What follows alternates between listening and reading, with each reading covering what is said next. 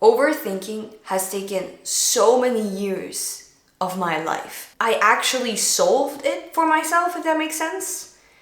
Like, after spiraling for years about the next dumb topic, I finally figured out that it is something you can solve, but the solutions I found online have not really helped me. So I'm gonna give you my solution, like what worked for me. I put an end to it, so we're gonna put an end to your overthinking. First of all, I don't want you to feel bad for overthinking at all. Because there is no human being on earth who has never overthinked anything in their lives. Every person that exists on this planet and that has lived on this planet has wasted some time overthinking. Every single human being. It's because that's a human trait. All we do is analyze things. It's annoying, but it's also quite fascinating about humanity that we find, like, we have this need to know the answer to everything, to know where everything originates from, what's going to happen in the future. It's like we want to be know-it-all so badly, right? Humans have even come with solutions as to how we got on this planet, where we're gonna go. We're constantly overthinking things, overanalyzing. So you're not weird for overthinking, and you're not weak for overthinking. You're just human. We have this insane need for knowing everything. And if we don't know something, we spiral. And it's beautiful. When something becomes unpredictable, we lose our minds. Usually overthinking happens when you don't know what's in someone's mind, when you don't know what's going to happen, and it freaks you out. What would happen is, like, you know, when somebody gives, it's like love bombing, and then they take it away and then you lose your shit. Yeah, so essentially I wasn't getting any responses, no text back for days, and then you go into your spiral. You think like, oh, this person hates me, or it's because I did this, that's why they're responding like that. And it's a fucking terrible way of living, but it's what we all do, right? And I couldn't fix it anymore. The overthinking would go so far, I couldn't go by my day. I would have panic attacks, I would have to go to the bathroom throughout work, I would have to talk to people. I was in so much anxiety, I was in so much shit, right? I was the worst version of myself. Because all my brain would do throughout that day is, he hates you. Oh, it's because you did that. It's because you're ugly. It's because of this. It's because of that. Like, all that negative talk. All that negative talk. Or like the prediction. He'll probably text tonight. He'll probably this. Mind you, this person is not important. And usually that's what gets us mad. You overthink about someone you know is not fucking important. But they did something. They did something that put you in a position where you're unknown, with some unknown situations going on. You can't predict what's going to happen. You can't possibly know what's in someone's mind. We lose our shits because one thing humanity will never know, unless Elon Musk actually invents something that we do know, but normally what us humans do not know is what another human thinks.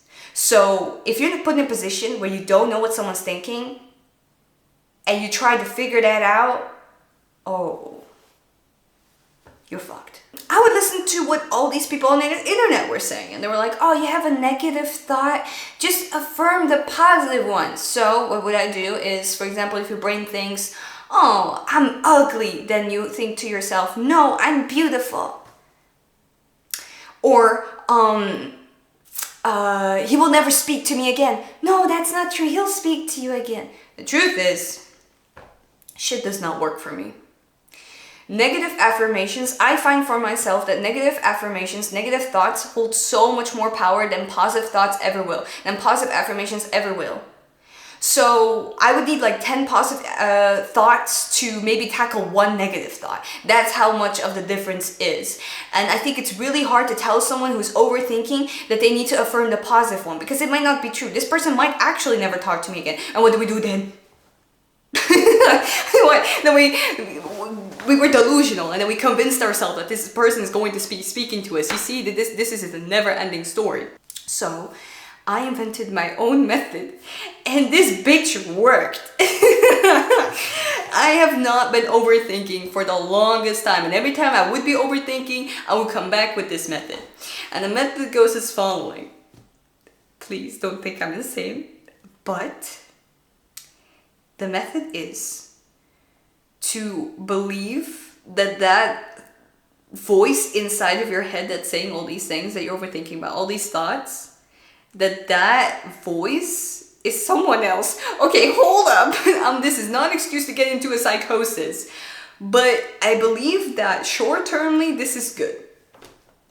It changed everything for me, because I would start seeing this thought in my head as a different person, and I would be like, this person's trying to bring me down. I just decided that. The person, like this voice inside my head, that's not me. It's not me. I don't associate to what the fuck you're doing right now. So I would be like, anytime a thought would come into my head, I would be like, and how the fuck do you know that? So when my brain would be like, oh, this person will never speak to me again, I'll be like, how the fuck do you know that? And you're allowed to get angry. You're allowed to even yell at this voice. And how the fuck do you know that? Because that's the thing. There is no answer. Nobody knows. So you would go, and how do you know that? How do you know that this person's never going to talk to me again? Start speaking like that and be like, are you a god?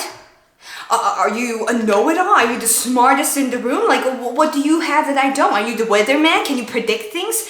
Did you spawn into their heads, like into their brain, and figure out what they're thinking, what their next move is? Heck, this person does not even know what they're gonna do next, but you know. That's how I would be speaking to my brain. That's literally the fucking things I would be saying. But it would work, bro. It would actually fucking work. And you would notice, like, when you go against that voice in your head, it's getting more aggressive. And it's almost like it repeats the affirmations again and again and again. It's like it's trying to fight you. Fucking fight that bitch. No, but for real. Leo Skeppy, I know some people find him controversial. I know some people have their own things. I honestly, there's one thing he said that I will take with me forever, and that is that this positive vibration crap can be just like that, crap. You will not always have a positive vibration.